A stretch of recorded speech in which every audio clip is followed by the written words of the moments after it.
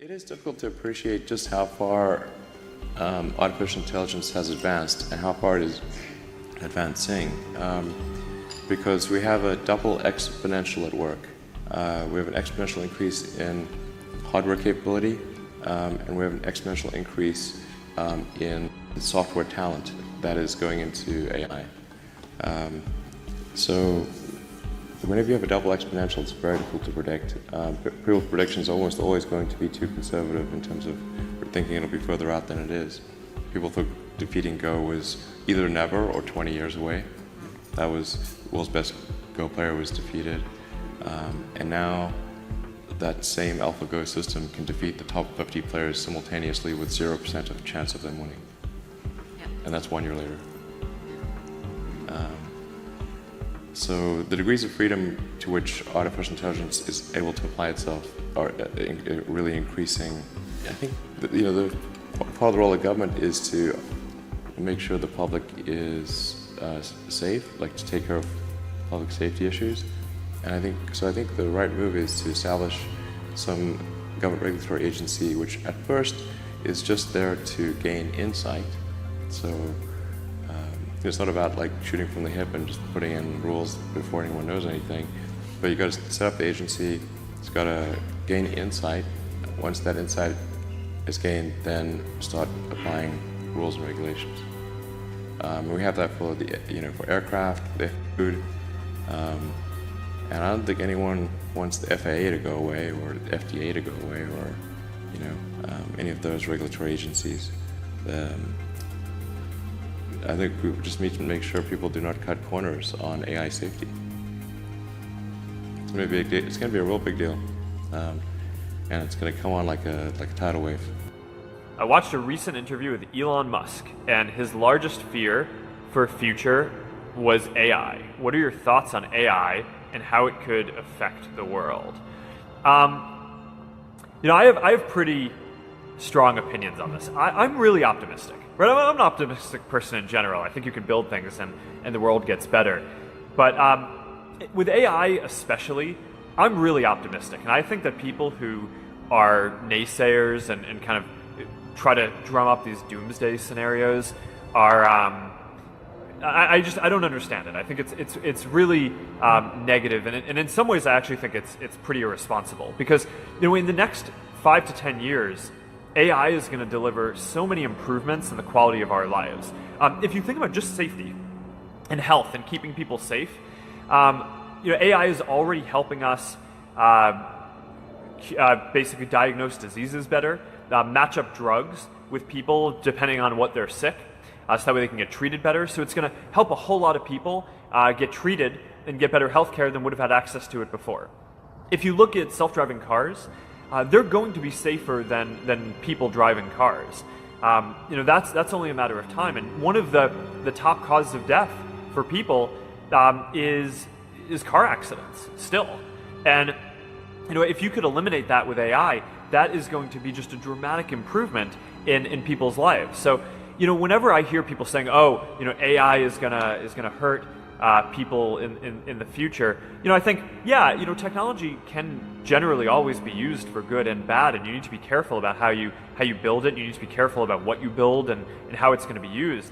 But people who are arguing for slowing down the process of building AI, I just find that really questionable, right? I have a hard time wrapping my head around that, because if you're arguing against AI, then you're arguing against safer cars that aren't going to have accidents.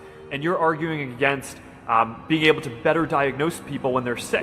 And I just don't see how in good conscience of some people can do that. So I'm just much more optimistic on this in general than probably a lot of folks are. What's up? Speaking of really important problems, AI. So you've been outspoken about AI. Could you talk about what you think the positive future for AI looks like and how we get there? Okay, I do want to emphasize that this is not really something that I advocate or this is not prescriptive. This is simply hopefully predictive. Because people sometimes say, well, like this is something that I want to occur instead of this is something I think that probably is the best of the available alternatives. The best of the available alternatives that I can come up with, and maybe somebody else can come up with a better approach or better outcome, is that we achieve democratization of AI technology, meaning that no one company or small set of individuals has control over advanced AI technology. I think that that's very dangerous. It could also get stolen by somebody bad, like some evil dictator or country could send their intelligence agency to go steal it and gain control. It just becomes a very unstable situation, I think, if you've got any incredibly powerful AI. You just don't know who's going to control that. So it's not as though I think that the risk is that the AI would develop a will of its own right off the bat. I think it's more that's the concern is that someone may use it in a way that is bad, and even if they weren't going to use it in a way that's bad, that somebody could take it from them and use it in a way that's bad. That I think is quite a big danger. So I think we must have democratization of AI technology and make it widely available, and that's the reason that obviously Yumi and the rest of the team created OpenAI was to help with the help spread out AI technology so it doesn't get concentrated in the hands of a few. Well, I think the first bit of advice would be to really pay close attention to the development of artificial intelligence. I think we need to just be very careful in how we adopt artificial intelligence and to make sure that researchers don't get carried away. Because sometimes what happens is a scientist can get so engrossed in their work, they don't necessarily realize the ramifications of what they're doing. So I think it's important for public safety that governments keep a close eye on artificial intelligence and make sure that it does not represent a danger to the public. The percentage of intelligence that is not human is increasing, and eventually we will represent a very small percentage of intelligence. I try to convince people to slow down AI, to regulate AI. This was futile. I tried for years. Usually there'll be some new technology. It will cause damage. There will be an outcry. There will be an investigation. Years will pass. There will be some sort of insight committee. There will be rulemaking. Then there will be oversight, eventually regulations. This all takes many years. This is the normal course of things.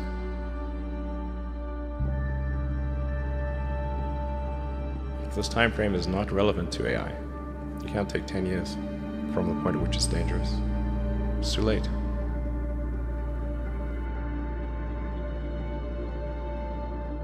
But one thing is for sure, we will not control it.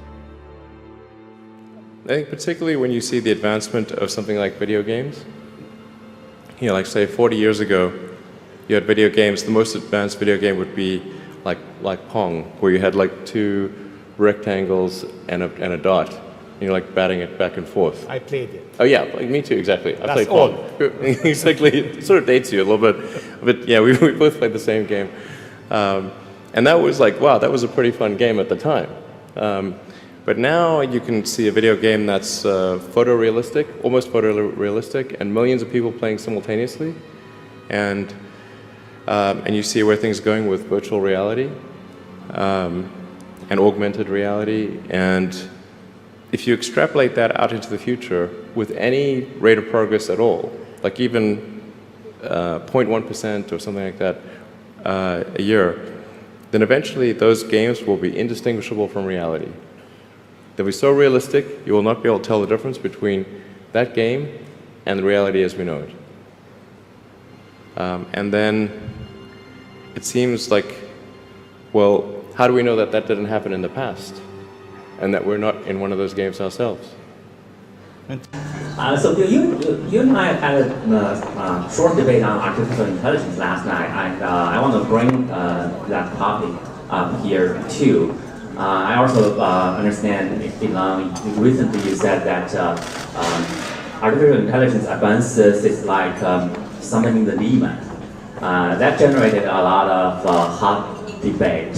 Baidu's chief scientist Andrew Ng recently said during an interview that worrying about the dark side of artificial intelligence is like worrying about overpopulation on Mars.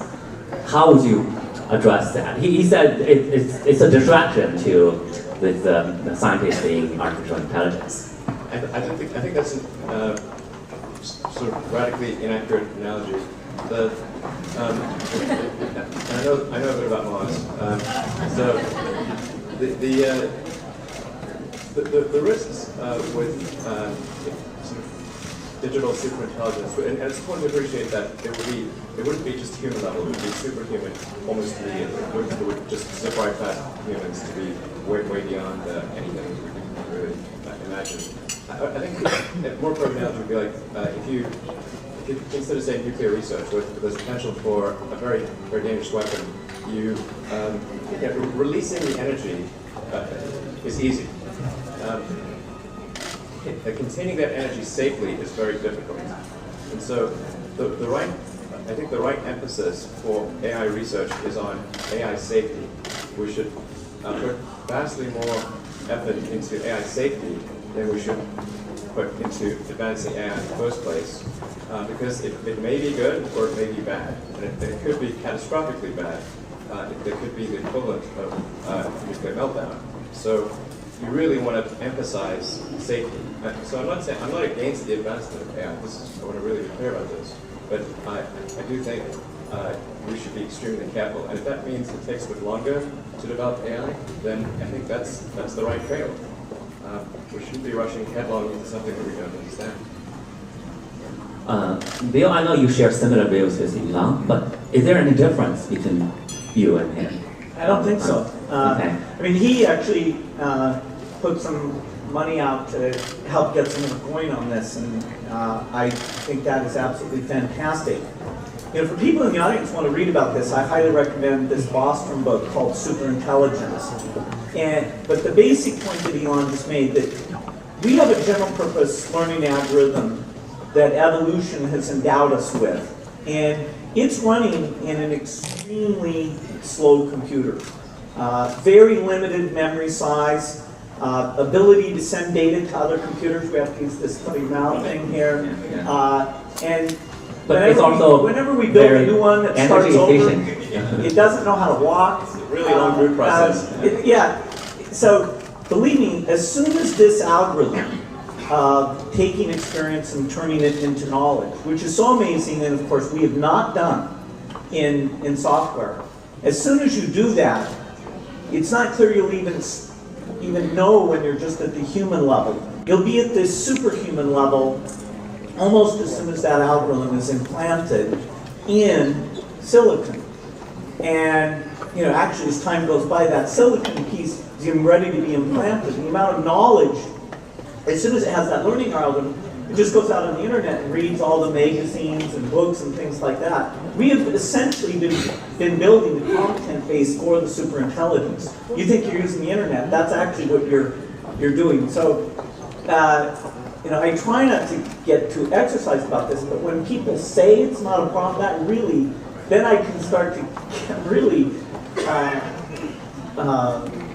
in a point of disagreement. How can they not see what a huge challenge this is? We all understand this will have huge impacts in the society in the future, and many companies, including Microsoft and Baidu, we all invest heavily in artificial intelligence.